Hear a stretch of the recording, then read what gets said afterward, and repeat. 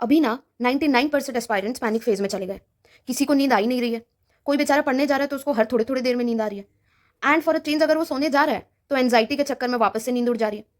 कोई mock test में लो score की वजह से बहुत ज्यादा परेशान है। राइट। तो ये 20 डेज इतना क्रूशियल है ना, लेकिन इस टाइम पे सब ना इतने हौच पौच हो रखा है दिमाग में, इतना कंफ्यूजन। मतलब एक दिन कुछ एक टारगेट सेट करते हो कि आज मेरे को ये पढ़ना है, लेकिन जैसे ही पढ़ने जाते हो फिर याद आता है अरे नहीं ये भी इंपॉर्टेंट है वो भी इंपॉर्टेंट है, तो अपना जो टारगेट सेट किया वो छोड़कर बाकी और दो चार एक्स्ट्रा चीज पढ़ के बैठ जा रहे हो। राइट। बहुत इशू हो रहा है ना, इतना कंफ्यूजन हो रहा है। बट ट्रस्ट मी, सिर्फ 5 मिनट दो मुझे। इस वीडियो के एंड तक मैं आपको ये लास्ट 20 डेज का प्रॉपर डे वाइज प्लानर बना के दूंगी। आपको पता रहेगा हर दिन आपको कौन सा सब्जेक्ट प्रायोरिटी पे पढ़ना है और कैसे पढ़ना है। बस 5 मिनट। देखो, सबसे इंपॉर्टेंट है कि समझो कि ये लास्ट 20 डेज में आपको एग्जैक्टली क्या करना है। See the most important thing is, of course अभी आपको रिवाइज करना है। टाइम गया कि कुछ पुराना कुछ नया कुछ भी चीज एक्स्ट्रा पढ़ने का, गया खत्म। सिर्फ रिवाइज करना है। अब रिवीजन में स्टैटिक सब्जेक्ट्स, करंट और सीसैट तीनों को रखना है। अब स्टैटिक सब्जेक्ट्स में कोई कोई क्या गलती करता है, आज उठाया मेडिवल हिस्ट्री और 4 दिन तक, मतलब सोचो 20 डेज इतना क्रूशियल है, उसमें 4 दिन तक अब वो मेडिवल हिस्ट्री पढ़ रहा है। बिल्कुल बेवकूफ़ी है ये। स्टैटिक सब्जेक्ट को पीवाईक्यू देखकर या एग्जाम के बेसिस में प्रायोरिटी वाइज पहले अरेंज करना है, एंड उस अकॉर्डिंग जिस सब्जेक्ट का जितना इंपॉर्टेंस है उसको पहले और उसको उस अकॉर्डिंग उतने डेज डिवाइड करके देने हैं। फॉर एग्जाम्पल, स्टैटिक सब्जेक्ट में सबसे इंपॉर्टेंट होता है पॉलिटी। तो ये मैंने डे वाइज प्लानर बनाया है, जिसमें जैसे 4 मई से स्टार्ट होगा ये, तो 4th, 5th और 6th ये 3 दिन आपको पॉलिटी को देना है। 20 डेज में से इनिशियल 3 दिन सबसे इंपॉर्टेंट स्टैटिक सब्जेक्ट को दिया आपने। उसके बाद आप नेक्स्ट इंपॉर्टेंट स्टैटिक सब्जेक्ट जैसे कि इकोनॉमी है तो उसको दोगे, और ऐसे ही अपने डेज को डिवाइड करोगे। एंड जो स्टैटिक का रिवीजन जो भी सब्जेक्ट्स है उसको प्रायोरिटी वाइज करोगे, एंड मेडिवल को देखो एकदम लास्ट में बस आधा एक दिन देना है, ज्यादा नहीं देना है। ये पूरा प्लानर मैंने 24 मई तक आपका बना के रेडी रखा है। सिमिलरली जब आप करंट अफेयर्स करोगे तो करंट अफेयर्स में भी बच्चों बहुत इंपॉर्टेंट है कि प्रायोरिटी वाइज करो। अब करंट अफेयर्स से पॉलिटी इंपॉर्टेंट नहीं है, मुश्किल से 20 दिन है बैठ के 5 दिन पॉलिटी का करंट अफेयर्स पढ़ रहे हो, डजंट मेक सेंस, नहीं है अभी काम इसका। करंट अफेयर्स में I am telling you economy important है, तो करंट अफेयर्स में पहला 3 दिन इकोनॉमी को दो, उसके बाद एनवायरमेंट, एंड अकॉर्डिंगली फिर करंट अफेयर्स को प्लान करो। समझ में आ रहा है? अब आता है बात सीसैट का। अभी सीसैट में प्रॉब्लम ये कि सीसैट है सिर्फ क्वालिफाइंग, है ना, और इसमें सबका अपना अपना स्ट्रैटेजी, किसी का कॉमन स्ट्रैटेजी नहीं है। तो सीसैट में कोई होगा जो रीडिंग कॉम्प्रीहेंशन ज्यादा इंपॉर्टेंस देगा और क्वांट को कम, कोई होगा जो सिर्फ क्वांट करना चाहेगा और थोड़ा मोड़ा रीडिंग कॉम्प्रीहेंशन। तो अकॉर्डिंगली सीसैट में कौन से चैप्टर्स आपको करने हैं वो आपको अपने स्ट्रेंथ, वीक क्या आपका एरिया, क्या आपका स्ट्रॉन्ग एरिया, उसके अकॉर्डिंग आपको सीसैट का प्लान करना पड़ेगा। वो एक कॉमन प्लान नहीं बन सकता।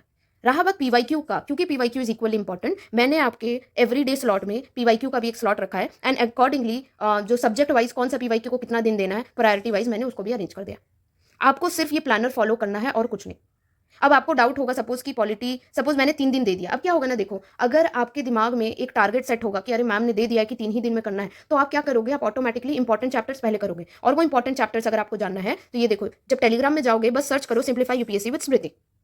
ये मेरा टेलीग्राम चैनल है, जैसे ही आप यहाँ जाओगे पिन मैसेज में आपको ये देखो सारे इंपॉर्टेंट पीडीएफ्स मिल जाएंगे जिसमें ये पढ़ो इंपॉर्टेंट चैप्टर्स लिस्ट। आपको और किसी सब्जेक्ट का चाहिए मुझे बताओ, मैं इसमें ऐड भी कर दूंगी। जैसे फॉर एग्जांपल पॉलिटी, देखो पॉलिटी का सारे इंपॉर्टेंट चैप्टर्स प्रायोरिटी वाइज रखा है। तो अब आप जब पढ़ने जाओगे आपको पता है कि 3 दिन का डेडलाइन दिया है मैम ने, तो आप आराम से 4th, 5th और 6th मई को लग के इनमें से एटलीस्ट ये स्टार्टिंग के कुछ चैप्टर्स करते रहो। अगर सिटीजनशिप तक नहीं कर पाए, सिटीजनशिप मिस हो गया चलेगा, लास्ट के 2-3 भी अगर उड़ा के भी पढ़ दिए तो भी चलेगा, बिकॉज जहां डिटेल्स चाहिए था वो आप इनिशियली अच्छे से कर ली। राइट। तो ऐसे स्मार्टली करो। मैं अगर आपकी जगह होती तो मैं एग्जैक्टली ऐसा ही डे वाइज प्लानर बना के फॉलो करती, बिकॉज ये अभी नहीं करूंगी ना तो कंफ्यूजन में सब हौच पौच कर दूंगी। And just because I want कि only serious aspirants get this day wise planner, so I have made this available at a nominal price of ₹9। मैं नहीं चाहती जो अभी अटेम्प्ट दे भी नहीं रहा है या बाकी जो नॉन सीरियस एस्पायरेंट्स है, just because it is free वो आकर मैम मुझे भी, और वो प्लानर ले और यूज भी ना करें, कोई फायदा नहीं है। सिर्फ जो सीरियस एस्पायरेंट्स हैं, अगर आपको जेन्युइनली चाहिए then you can comment planner and check pinned comment या फिर यूट्यूब का डिस्क्रिप्शन और पिंड कमेंट दोनों में पूरा प्रोसेस लिखा है, सिर्फ आपको कमेंट करना है प्लानर एंड चेक करना है। ठीक है, if you are seriously interested then. अब मैंने आपको बता दिया इंपॉर्टेंट चैप्टर्स की लिस्ट, मैंने आपको बता दिया सीसैट और ये सारा प्लानर। अब जो पीवाईक्यूज है, क्यों मैं बार बार पीवाईक्यू को फोर्स कर रही हूँ, सबसे पहले समझो। देखो मॉक टेस्ट ना आपका पूरा माइंडसेट बिगाड़ देता है, ये मेरी बात मानो। कैसे मैं समझा रही हूँ, ये जो मॉक टेस्ट होते हैं ये लोग क्या करते हैं ना, ये आपका ट्रिक से विश्वास उठा देते हैं। बिकॉज आप जब ट्रिक्स अप्लाई करने जाते हो मॉक टेस्ट में लगता नहीं है, तो आप ट्रिक्स को लेके बहुत ही ज्यादा डाउटफुल हो जाते हो। दूसरा सबसे बड़ा प्रॉब्लम है, मॉक टेस्ट आपका अप्रोच पूरा खराब कर देगा। कैसे खराब करेगा, आप ना ओवरथिंक करने लग जाओगे। मॉक टेस्ट में क्या होगा, एकदम छोटा माइन्यूट चीजें में हल्का फुल्का डिफरेंस, मतलब हल्का फुल्का चेंज करके वो स्टेटमेंट रॉन्ग हो रहा होगा या कुछ होगा। पीवाईक्यू में ऐसा कुछ होता ही नहीं है। और मॉक टेस्ट क्या करता है, जैसे 3 स्टेटमेंट दिया ना तो एकदम बेसिक चीज़ नहीं पूछ के बहुत ही कॉम्प्लेक्स चीज़ पूछेगा जो पीवाईक्यू का दूर दूर तक कोई नाता ही नहीं है। और क्या होता है जब आप मॉक टेस्ट लगाते हो ना तो आपका अप्रोच भी वैसे ही हो जाता है। तो जब आप रिवीजन भी करने जाते हो ना, अब मैं बोल रही हूँ पॉलिटी अगर आपको 3 दिन में रिवीजन करना है, इसका मतलब आपको पॉलिटी उड़ा उड़ा के रिवीजन करना है, लेकिन ये मॉक टेस्ट क्या करता है, आपका माइंडसेट ऐसा बना देता है कि आप उड़ा ही नहीं पाते हो। क्योंकि मॉक टेस्ट क्या करता है, एक टॉपिक का भी ना, जैसे जो बेसिक इंपॉर्टेंट चीज़ है उसके अलावा उसमें कोई छोटा सा एक नोट टाइप का या हल्का फुल्का चेंज भी हुआ रहेगा ना, उसको भी पूछता है वो। तो आपको लगता है कि भाई कुछ नहीं छोड़ना है, हर छोटा से छोटा डिटेल्स पढ़ना है, बट रियलिटी वो है ही नहीं। एक बार जाकर देखो तो सही, तभी तो बोल रही हूँ कि पीवाईक्यू करो, पीवाईक्यू करो। एक बार पीवाईक्यू को एनालाइज करोगे तो देखोगे कि बहुत बेसिक क्वेश्चन ही होते हैं मोस्टली। कोई भी चैप्टर पढ़ने जाओगे 90% उससे बेसिक क्वेश्चन आते हैं, तो आपको उस चैप्टर के रिवीजन के टाइम में बिट बाय बिट सब चीज़ देखना ही नहीं है। समझ आई मेरी बात? बहुत इंपॉर्टेंट चीज़ बोल रही हूँ। तो इसीलिए जाओ पीवाईक्यू एनालाइज करो। अगर पीवाईक्यू एनालिसिस करने नहीं आता है, ट्रिक्स इंप्लीमेंट करने नहीं आता है, तो यूट्यूब में जाकर देखो, ये मेरा प्लेलिस्ट है PYQ power shorts with Smriti. Every day 7:30 PM मैं अपलोड करती हूँ इसमें। सारे इंपॉर्टेंट थीम्स जो अभी आपके एग्जाम में पूछने वाले हैं, वो सारे थीम्स के प्रॉपर नोट्स बनाए हुए इसमें, एंड सब मैंने एक्सप्लेन किया है कि किस तरीके से आपको अप्रोच करना है। सिर्फ यही नहीं, every morning CSAT power shots भी आता है, जिसमें अगेन मैं वो पीवाईक्यू बताती हूँ और बताती हूँ कि कैसे डिफिकल्ट परम्यूटेशन कॉम्बिनेशन वाले क्वेश्चंस भी आप सिर्फ फॉर्मूला से कर सकते हो। कोई डिटेल्स आपको नहीं चाहिए, कोई कॉम्प्लेक्स नहीं है सीसैट। इवन आरसी का भी मैंने बताया है, if you remember, reading comprehension में भी बिना कॉम्प्रिहेंशन पढ़े भी ट्रिक यूज करके आप उसको सॉल्व कर सकते हो।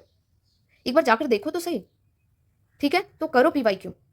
एंड मोस्ट इंपॉर्टेंट थिंग, अभी का टाइम जो आपका पैनिक मोड ऑन हुआ है, जो आपको नींद नहीं आ रही है और जो आप इतने कंफ्यूजन स्टेट में हो, आपको क्या करना है, आपको सेल्फ कॉन्फिडेंस बिल्ड करना होगा। You need to have peace of mind right now, and इसके लिए सबसे बेस्ट है, बकवास लग रहा होगा लेकिन ट्रस्ट में करके देखो, मेडिटेशन डेली 5 मिनट सिर्फ, एंड कुछ थोड़ा बहुत physical exercise, walking and all. Come sir दर्द होगा, ठीक है? इतना प्रेशर में रहोगे तो गड़बड़ ही करोगे, मत लो प्रेशर, थोड़ा सा रिलैक्स करो, ठीक है? एंड डेली मैनिफेस्टेशन ट्राई करो एक बार कि हो जाएगा मुझसे, ये प्रीलिम्स तो पक्का क्लियर करूंगा, इस बार मेंस लिख रहा हूँ, ठीक है? एंड रहा बात स्लीप साइकिल का, आप में से सबका, बहुत लोग हैं ना स्लीप साइकिल बिगड़ा हुआ है, रात को 2-2 3-3 बजे तक जगते हो।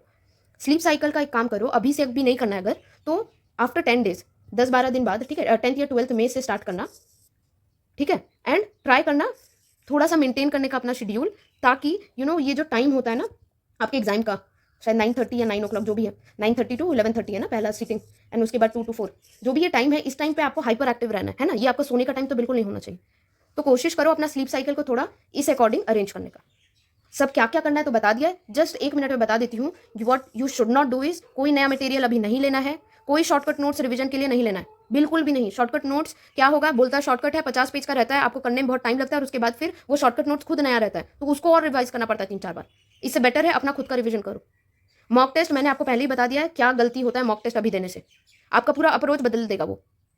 एग्जाम के टाइम बाद में रिग्रेट करोगे, 50 मॉक टेस्ट तो लगा के खुश हो रहे होगे, लेकिन एग्जाम टाइम पता चलेगा ना ट्रिक ढंग से अप्लाई कर पाए और हर जगह ओवरथिंक करके आए, ठीक है? अपना अपना माइंड को गाइड कर लो, पीवाईक्यू के थ्रू अडेप्ट कर लो, एंड कोई अननेसेसरी डिस्कशन में नहीं पढ़ना है। भाई मेरे मॉक टेस्ट में 120 आ रहे हैं, इतने आ रहे उतने आ रहे, लोग बोलेंगे, आप और डिमोटिवेट हो गए, तो जाने दो, उनको लाने दो, आप मत सुनो, ठीक है? एंड फाइनली वंस अगेन, अगर आप जेन्युइनली सीरियस एस्पायरेंट हो, if you really need that planner, then comment planner and check pin comment या फिर डिस्क्रिप्शन, ओके?